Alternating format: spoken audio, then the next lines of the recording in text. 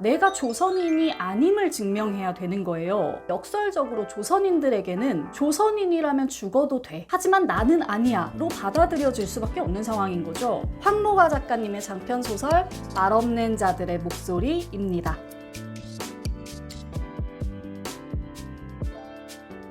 안녕하세요, 공복 여러분. 공백입니다. 모두 잘 지내고 계시나요? 저는 오늘도 어김없이 제가 최근에 진짜 재밌게 읽은 책 한 권을 들고 돌아왔습니다. 본격적인 시작에 앞서서 우리 공복 여러분, 혹시 학교 다닐 때 역사 과목 좀 자신 있으셨나요? 보통 역사 과목이 어떤 사건이 일어난 해, 연도를 중심으로 외우고 시험을 보잖아요. 그래서 숫자에 유독 약한 저는 일찌감치 이 역사 과목을 내려놨던 기억이 있어요. 그랬던 제가 뒤늦게나마 아주 조금이라도 역사에 관심을 가지고 좀 공부해봐야겠다라고 생각했던 계기가 있는데요. 예상하셨겠지만 바로 책 덕분입니다. 이 독서를 하면서 역사를 접할 때 어떤 숫자나 사건이 아니라 한 개인의 서사를 중심으로 접하게 되면서 그 역사라는 과거의 사건이 조금 더 현실적으로 와닿게 됐거든요. 특히 딱 역사책, 역사소설 이렇게 국한되는 것이 아니라 과거의 역사를 다양한 방식으로 새로운 장르와 함께 접합해서 써낸 책들을 보면서 개인적으로는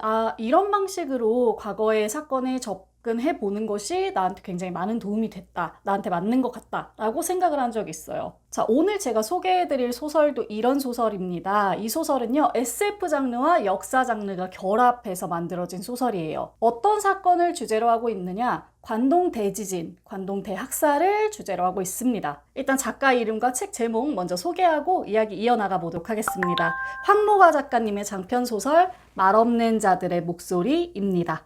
진짜 이 책 이틀 동안 너무 잘 읽었는데 한번 이야기 나눠볼까요? 자, 제가 방금 이 책을 소개하면서 관동 대지진, 관동 대학살이라고 말씀을 드렸어요. 이 이름을 두 가지로 표현해서 말씀드린 건데요. 이 부분부터 설명을 드리면 좋겠습니다. 1923년, 지금으로부터 딱 100년 전이죠. 간토 지방에서 대지진이 일어났습니다. 이 지진의 강도가요, 7.9 규모였다고 해요. 일본 역사상 손에 꼽히는 최대 규모의 지진이었다고 하거든요. 피해 규모는 거의 측정이 안 될 정도인데 최소 10만 명 이상이 사망하거나 실종됐고요. 부상자도 수십만 명이나 발생했다고 합니다. 일본에는 원래 되게 지진이 많잖아요. 근데 그렇다고 해도 너무너무 큰 지진이어서 일본 역사에 굉장히 큰 트라우마로 남은 사건이고요. 그래서인지 이후 세대의 작품들에서도 많이 언급이 되고 있어요. 우리가 잘 알고 있는 신카이 마코토 영화에서도 이 관동 대지진이 계속 언급이 되거든요. 자, 바로 이 지진이 관동 대지진인데 제가 이거를 관동 대학살이라고 다시 말한 이유가 있어요. 이 지진이 났던 당시가 1923년이잖아요. 그러니까 조선이 일본의 식민지였던 상황이고, 그때 이 조선인 노동자들이 일본 지역으로 많이 들어가서 굉장히 좀 혹독한 상황에서 노동력을 담당하고 있었던 시기였어요. 그러니까 일본에 우리 국민이 굉장히 많이 살고 있었던 때죠. 근데 이 상황에서 지진이 난 거죠. 이 책을 통해서 본 바 당시 일본의 주택들은요, 목조주택이 굉장히 많았대요. 그래서 지진으로 인해서 목조주택이 무너지고 아궁이 같은 거에서 불이 옮겨 붙으면서 굉장히 큰 화재들로 많은 사상자가 났다고 하거든요. 지진에 불에 너무 혼란스러운 상황이다 보니까 당연히 치안도 함께 안 좋아졌겠죠. 강도나 도둑질, 강간 같은 사건도 막 일어나기 시작합니다. 이렇게 지진 직후부터 굉장히 혼란스러웠던 한 달간의 기간 동안 이 조선인을 두고 각종 유언비어가 퍼져요. 이게 뭐냐? 이 식민지인들, 조선인들이 이 사건들의 모든 주범이라는 겁니다. 이게 그냥 사람들 사이에서 입으로 입으로 퍼졌던 이야기였을 뿐만 아니라 국가에서, 그리고 정부 부처에서, 언론에서 적극적으로 이거를 기정사실화해요. 그래서 당시 신문 같은 것들을 보면 이제 조선인 폭도들이 집에 불을 지르고 밭에 있는 물건들을 도둑질해 가고 강간을 하고 있다. 심지어는 우물에 독을 타거나 독극물을 퍼뜨리고 있다. 이런 소식까지 이제 퍼뜨려지는 거죠. 그래서 이 결과 공포와 혼란, 혐오에 뒤덮인 일본인들이 자기 가족이나 자기 민족을 지키고자 자경단을 만듭니다. 그래서 이 사람들이 몰려다니면서 이제 조선인들, 중국인들, 그리고 평소에 눈엣 가시였던 인물들, 노동자들, 빈민들, 장애인들을 조선인이라는 명목 하에 사정없이 학살하기 시작합니다.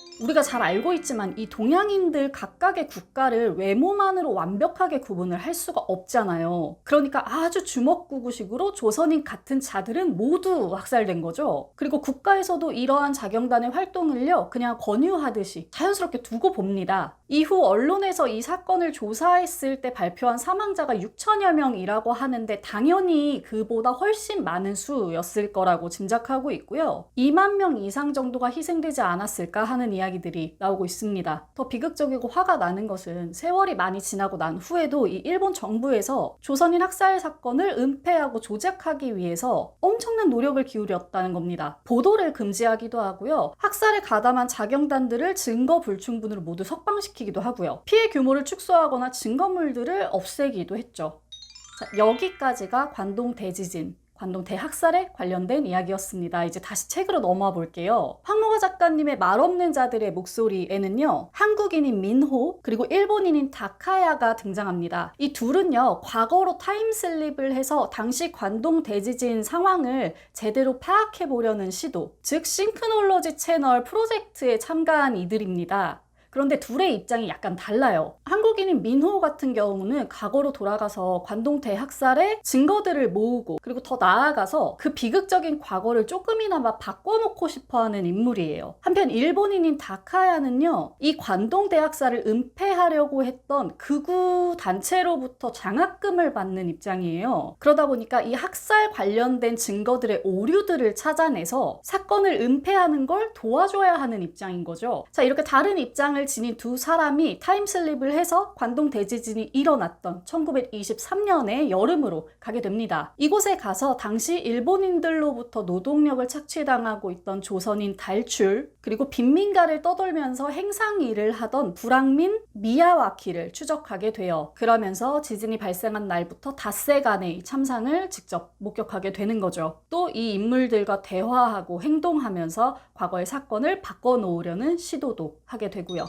자, 소설의 내용이 이렇다 보니까요, 당시 지진의 상황이 굉장히 자세하게 묘사가 되어 있거든요. 이 황모가 작가님이 자료 수집, 인터뷰랑 현장 답사 이런 것들을 통해서 굉장히 자세하고도 사실적으로 그때 당시의 상황을 묘사하고 있어요. 근데 이게 정말 제가 알고 있었던 규모를 뛰어넘는 너무너무 비극적인 일이었더라고요. 이게 조선인들이 싹 색출돼서 지금 죽어가고 있으니까 위기에 몰린 사람들은 전부 다 내가 조선인이 아님을 증명해야 되는 거예요. 그런데 이러한 상황이 역설적으로 조선인들에게는 조선인이라면 죽어도 돼, 하지만 나는 아니야 로 받아들여질 수밖에 없는 상황인 거죠. 이러한 상황 자체도 너무 비극적이고 뭔가 말이 안 되는데, 이 과정에서 뭐 말을 못하는 사람, 말을 더듬는 사람, 행색이 초라한 사람 등등 자기 방어를 제대로 할 수 없는 사람들도 전부 다 처형의 대상이 됩니다. 진짜 속수무책으로 너무 많은 사람이 죽어나가는데, 이 궁지에 몰린 인간이 나와 타인을 얼마나 빠르게 분리해내는지, 얼마나 폭력적으로 타인을 배척하는지, 그리고 이 울타리 바깥의 사람들에게 얼마나 신속하게 잔인해지는지를 이 소설을 통해서 좀 알 수 있어서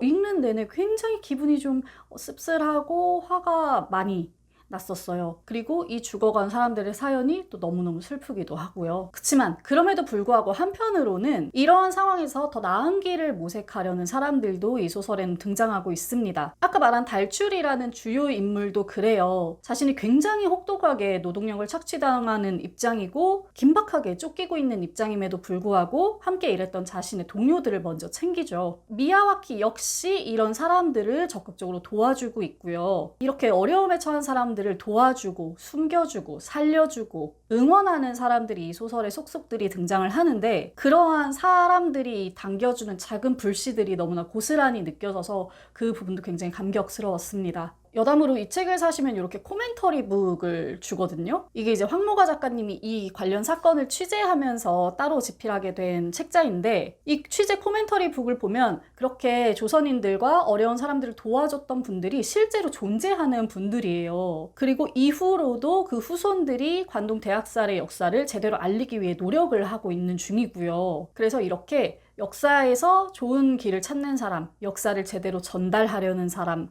그 이야기를 전하려는 사람, 이러한 노력이 맞물리면서 이렇게 의미 있고 멋진 소설이 탄생한 거 아닌가 하는 생각이 듭니다. 사실 이 소설이 다루고 있는 사건 자체가 굉장히 비극적이기 때문에 제가 감히 이 소설을 재미있었다라고 말하기가 조금 어려워요. 왠지 그러면 안 될 것 같아요. 그렇지만 정말 한시도 눈을 뗄 수 없게 만드는 소설임에는 분명했습니다. 이게 타임슬립 소설이라고 말씀드렸잖아요. 근데 주인공들 뿐만 아니라 저도 진짜 이 소설에 빨려 들어가는 느낌을 많이 받았어요. 그 정도로 높은 흡입력을 자랑하는 소설이었습니다. 우리가 역사를 배울 때 몇 년에 무슨 사건이 일어났다, 피해 규모는 이러하였다, 이렇게 수치상으로 정리된 자료를 듣기 쉽지만 사실 이것만으로는 설명되지 않는 개인의 사연들이 반드시 있기 마련이잖아요. 사실 후대를 살아가는 우리가 역사를 볼 때 주목해야 되는 일들은 바로 이런 부분들인 것 같아요. 이런 들리지 않는 사연들, 어떤 피할 수 없는, 바꿀 수 없는 비극을 대면하는 인간 군상의 모습을 보고 느끼고 생각하는 것이 저희에겐 굉장히 중요하겠는데요. 이런 역할을 가능하게 해주는 것이 예술, 그 중에서도 바로 문학이겠죠. 이 책의 추천사를 쓴 변영주 감독님이 이런 얘기를 하셨어요. 죽어간 사람들의 여전히 살아있는 이야기를 가만히 들여다보는 순간 역사는 바뀌지 않아도 전진한다. 그쵸. 역사는 바뀌지 않잖아요. 그게 이 소설이 말하고 있는 주요한 내용이기도 한데요. 그치만 그럼에도 불구하고 우리가 그 각각의 속내를 가늠하려고 해보는 순간 지금의 역사를 만들어 나가고 있는 우리가 한 발짝 더 나은 길로 나가게 되는 것 같습니다. 황노가 작가님의 문장력이나 소설의 흡입력은 제가 이전 작품들을 통해서도 너무너무 잘 알고 있었지만 여기에 더해서 이 책이 전해주는 의미와 메시지 그리고 회복의 여정이 너무너무 특별하게 다가왔어서 이 책을 여러분께 이렇게 오늘 추천해드리게 됐어요. 황노가 작가님의 말 없는 자들의 목소리 함께 꼭 읽어봐 주시면 좋겠습니다. 네, 여기까지 오늘의 영상 어떠셨나요? 올해는 관동대지진이 일어난 지 딱 100년이 되는 해입니다. 이 시점에서 우리가 한 번쯤 꼭 주목해봐야 할 이야기, 황노가 작가님의 말 없는 자들의 목소리를 여러분께 소개해드렸습니다. 오늘 영상 여기서 마무리하고 물러갈게요. 참고로 여기까지 영상 보신 분들은 오늘 이 영상의 더보기란을 꼭 확인해주시면 좋겠습니다. 뭔가 좋은 일이 생길 수도 있어요. 자, 여기까지 시청해주셔서 모두 감사드립니다. 우리 공복 여러분 멋지게 책 읽는 시간 되세요. 공백의 식단장이었습니다. 안녕.